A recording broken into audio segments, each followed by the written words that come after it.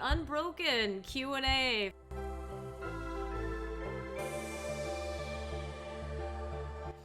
So that's kind of interesting because I never had a gamer tag, even through DDR, like Ohio DDR scene and DDR days. Like I entered as different types of handles. You know, one day it was Skittles, one day it was Miho. Like there were all kinds of different things. I never had a consistent gamer tag or gaming tag of any type. I just made up stuff along the way. P-chan kind of came along because my friends used to call me Master P or Lady P, and then I started working at a Japanese grocery store called Tensuke Market, and my boss, she decided instead of calling me Pirin-san, she wanted to call me P-chan because she was like, that's cute, just like you. So ever since then it kind of stuck, and all my friends heard my boss call me that, and so I decided, hey, why not? P-chan is really easy to remember. It's easy, you know, easy for other people to remember when I introduce myself, and ever since then it kind of stuck. So it's kind of cool. The name hasn't changed, but the meaning of AverageVideoGameJoe has changed. Like there's no, I think we've done a pretty good job with our Scrub community and the Tekken community showing that there is a place for new players and casual players, and they are just as valued as much as, you know, whether just as valued as a pro player or like a highly skilled player. The story is really just the fact that that was sort of related to my real name, but then as I started getting back into PC gaming a couple of years ago, I decided to have like a completely different identity when I was engaging and participating in the FGC online communities, because I didn't think I was going to actually stick with a game like Tekken for a long time. I thought I was just going to get to a certain rank in it and then just go ahead and just quit it and drop it completely. Gamertag has just showed that, you know, unlike a lot of other people that are trying to get really good or, you know, be as good as possible or be the best that they can be, I just wanted to be someone that was just decent at best at most games and try to set any like misleading expectations about the nature of my true skills as a gamer or whatnot. Gamer tags RCB, basically my initials of my name, Ryan Charles Bonifant. So for short, RCB. A couple gaming tags. One of them, the first one that I rocked with was Shin Buckeye. Originally being from Ohio and being a Buckeye, a play off of, you know, Street Fighter with Shin Akuma. So I was like, all right, let's go with Shin Buckeye. But, you know, things change over time, and RCB just ended up being a better gamer tag to go by. My gamer tag came from my obsession with wrestling when I was a little kid, and my favorite wrestler was Randy Orton. And that's where the Orton came from in my name. I have no recollection of why BB is in the front of my name. No idea. Absolutely no idea. It has not changed since I started. It started in Minecraft, and it has never changed. My first gamer tag I can remember was Dan the Epic Man. I was really good at Halo. I played a lot of Halo. I'd come home after school every day, play a Halo, Black Ops 1. There wasn't really a story behind it. I don't know how I came up with that. It just kind of flowed, right? I was a rap god. Dan the Epic Man. It's pretty sweet. Anyways, my next gamer tag after that was, I go by Yo It's Danny sometimes. I don't know where I came. I mean, they're just my name. And it's like, oh, hey, it's Danny, or I'm an Epic Man. I don't know, they just flow. Recent ones were Zoro, Z-Z-O-R-R-O. Zoro, the reason I picked that one was because I really like foxes, and that's fox in Spanish. That recently I switched to DoomedDanny because I don't know, DoomedDanny. I'm trying to think of something. You know, Zoro is kind of hard to like work with. I think it misled a lot of people. I think a lot of people thought I was like Spanish or something like that, or because I'm not. So no, since I started gaming, it has not changed. So I guess it has changed. Originally, way back in like 2005, when I first created my YouTube channel, I went by Flash18. Created that username when I was 18 years old. Where does ITGFlash come from? That's my gamer tag. The second part of my name came first, and that's actually where I got my nickname Flash. It was way back in high school. It was a weight training class one day, and we were doing our 40-yard dashes, and I got a really ridiculous time. I can't remember the time. I was wearing all red and I was sweaty and my skin was a little bit red because I was trying so hard. And some guy just screams out, "Holy shit, it's Flash!" And Flash just kind of stuck with me from there. So I got Flash from high school. The first part of the name, ITG, actually comes from the game that I grinded for literally over a decade, and actually became really good at. The ranking system for that game back when it was fresh and brand new, I actually held first place in the world for probably a year and a half. So that's where I got the ITG portion of my name, because in the groove, ITG, and then Flash just married up perfectly.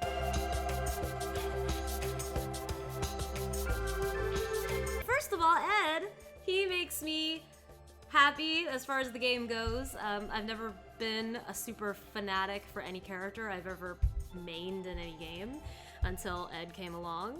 It's like a puzzle, okay? I said that in Exo Academy, but I'll say it now. I feel like I'm always learning. I'm an eternal learner. I like to learn a lot of things, and I feel like I'm obviously not the best player in the world, so I can always improve, and every little bit, every match that I play, every match that I watch, I'm always learning the game, and that keeps me really motivated to keep playing Street Fighter V. Despite all the social media hate, I still think it's a really fun game. So my main game is BlazBlue Cross Tag Battle, and I really didn't intend on playing. I did not think it was going to be good. However, when I had the chance to finally play the demo of the game, I immediately enjoyed it. And it was just like, oh, wow, wait a minute. There's actually some really fun stuff to this game. It was something that I really wanted to keep playing. It's been, for me, the most enjoyable game to play for me for the past year or so. I've always loved shooters, so that's what really got me into Apex Legends, because of the shooting mechanic. But then I just came enveloped in love for Apex Legends because of the movement too, like the sliding, Pathfinder's grapple especially. It really just grabbed me. There are a lot of things, to be honest. I really like one-on-one battles. Like I said, I used to play competitive PS games, and that's kind of why I quit them, like playing competitively, because I wanted to focus on myself. I know that sounds selfish, but like I really wanted to learn to like focus on what I'm doing wrong and improve on my own work, and it's worked out really well for me. So that's kind of it's encouraging, because you can go back in your old footage or your old VODs and say like, wow, I sucked, and then come back and be like, wow, I'm okay now. Or you get tournament results, you know, like if I finally, like one of my biggest regionals at Nattown Clutch a month ago, it was just like so satisfying doing that well with that many people there, like names I know. Like I beat L Train, like that's a big deal, right? Because I've been playing him since I came into the scene, and he just straight bodied me for, 6 months straight. So it's that kind of dedication that you beat someone and then it works out, right? You grinded for that moment. So yeah, it's kind of that thrill of like getting as good as the best, and that's why I keep going. So What is it about Fortnite that keeps me going? I think it's not so much the shooting aspect of it. I think that the way that Epic keeps refreshing it and keeping it fresh, even if some of the changes and implementations they make are not the best, and the building aspect of Fortnite, really, you can outthink your opponent by building these crazy structures, editing through, resetting. You can do so much with that portion of it. I think that I really enjoy trying to outthink my opponents. That building aspect of it definitely, keeps evolving, and the metas keep changing, and that's definitely what keeps me going for that game.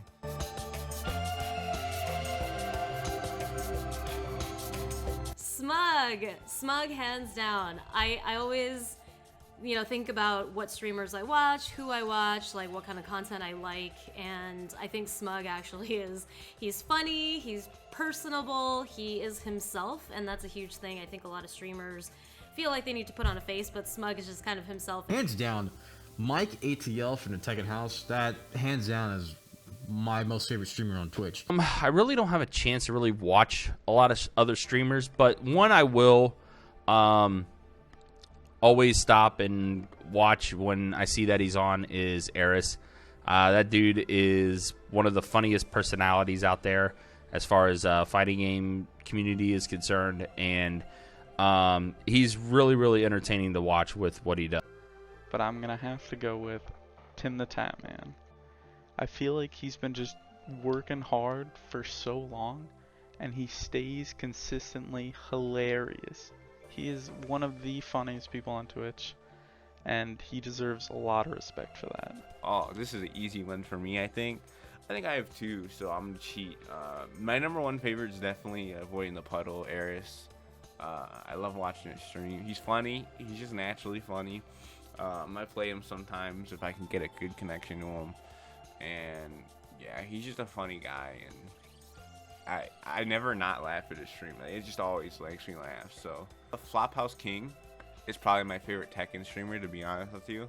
I think he's hilarious.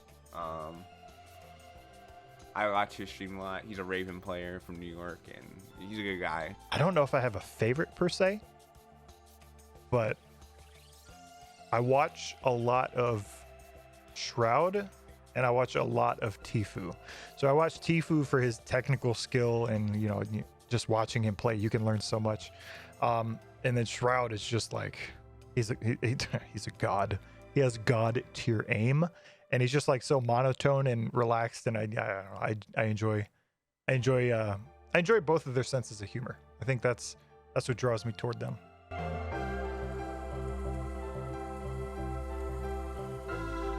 DDR is the current other grind. So Street Fighter V is my FGC grind, but outside of that, I'm a long-time dance game player. I entered DDR Extreme Pro at Storm, and that's the game I'm playing, you know, other than Street Fighter V. I do grind in a way in that game, but not like your usual Street Fighter grind, like in ranked or, you know, trying to level up or learning things. It kind of comes with learning. DDR is different. It is a lot of repetition and studying step charts and all that kind of stuff. So dance games and rhythm games are definitely a huge part of my life still. I play them a lot. The other games I like to play RPGs, but I haven't played anything recently. I used to be a big fan of some RPGs back in the day.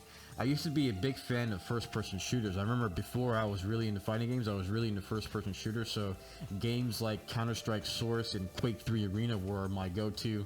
And old-school classic JRPG games like Live Alive, Chrono Trigger, I think there's one more. Oh yeah, Xenogears. Those were some of my favorite like experiences that I've ever remember having. I play just about anything. Fighting games obviously are my, passion that I enjoy playing the most.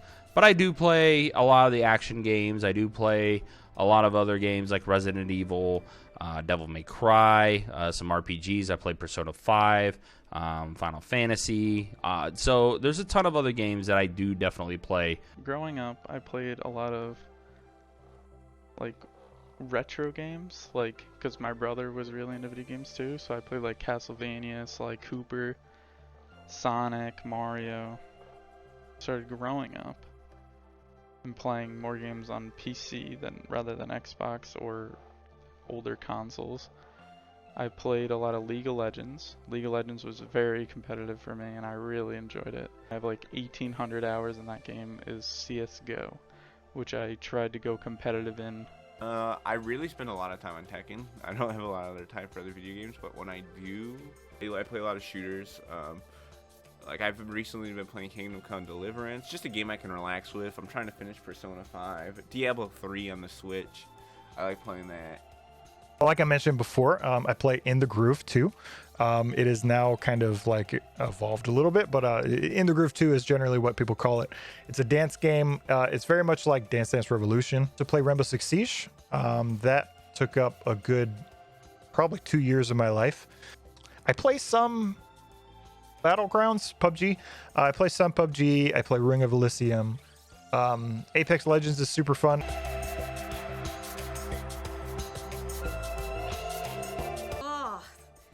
tough one. You know, you grow up and you remember all the kind of kicks and corn pops and all that good stuff, but I think my favorite cereal, probably Cinnamon Toast Crunch. Cheerios. Nothing else needs to be said. I don't even care if it's a great value version of Cheerios. It's still Cheerios, you know. Oh boy. Oh man.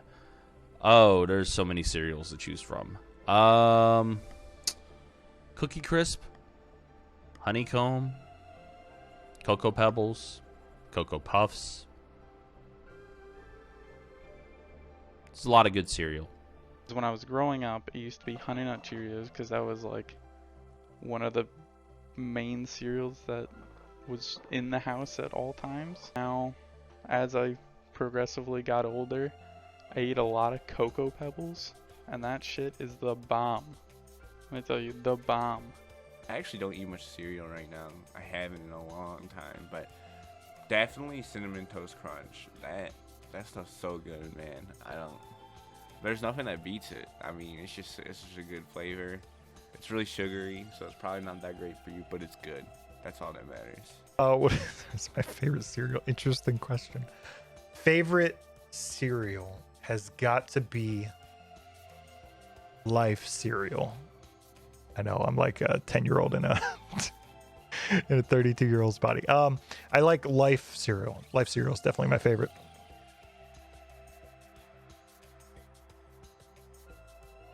You know, at first I was gonna choose superhuman strength, but I am already kind of slightly superhuman strong, stronger than the usual person my size with powerlifting and strong women. I think I would probably choose teleport. With FGC, we're vast and far and wide, and I feel like we're always traveling to see each other in other states. So I think teleporting to XYZ spot would be much more convenient, way cheaper, and obviously it would make traveling to see everybody, you know, just more convenient in general. I have that Ultra Instinct ability from the Dragon Ball Super series. Just the pure ability to adapt and not be able to get hit. Teleport. Yeah, the ability to be able to teleport from place to place, especially with how busy I get and trying to get from point A to point B, especially here in Jacksonville, can be a little brutal because of how spread out everything is. Just let me have the ability to teleport, just like instant transmission. Teleportation. I would love to go anywhere in the world whenever I want with a snap of my finger, because I really want to travel the world and just see like different cultures and like obviously food, because like who doesn't like food? Come on. And that's Probably be time travel, to be honest. I think that'd be pretty sweet to go into the future, kind of see everything that happens, and then, or go in the past, vice versa, go in the past and just hang out, you know. I don't know. I think it'd be pretty fun. So I think we already know based off my nickname. No, any superpower, what would it be? Healing. If I could have healing like Wolverine, that'd probably be my superpower that I want to have. Yeah.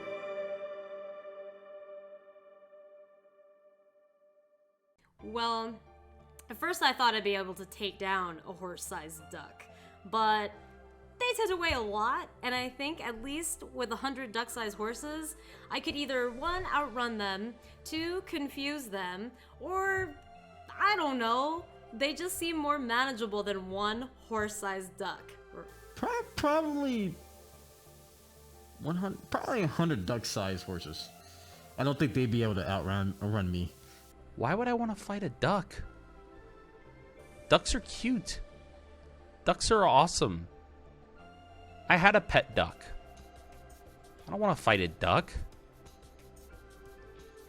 That's just barbaric. No. Ducks are cool. All ducks matter. probably a horse-sized duck. You know, if there's only one of them, I can probably take it on. You know, the pet. I mean, I feel like I have a better chance than being, you know, swarmed by all those horses. So I think I'm definitely gonna go for the horse-sized duck on this one. Oh, oh God. Who comes up with this question? What? I want answers. Who came up with this question? 100 duck-sized horses. or one horse-sized duck? Definitely 100 duck-sized horses. I feel like I could fend them off. Now, a horse-sized duck, that'd be pretty terrifying. 100 duck-sized horses, because like, if you think of a horse, it is massive, and just a duck the size of a horse, that's too big. That's too big.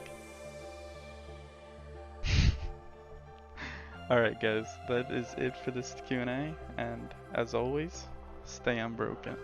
Thank you so much, and I'll see you guys around. Peace. Yeah, that's it. That's all I got for you guys. Thank you for Unbroken for taking the time to edit this together and having me part of the team. I'm glad to have joined, and you know, to the rest of you out there watching this, keep following your dreams, pushing towards whatever you're pushing towards, and you know, you'll get there eventually with the right amount of drive and focus. So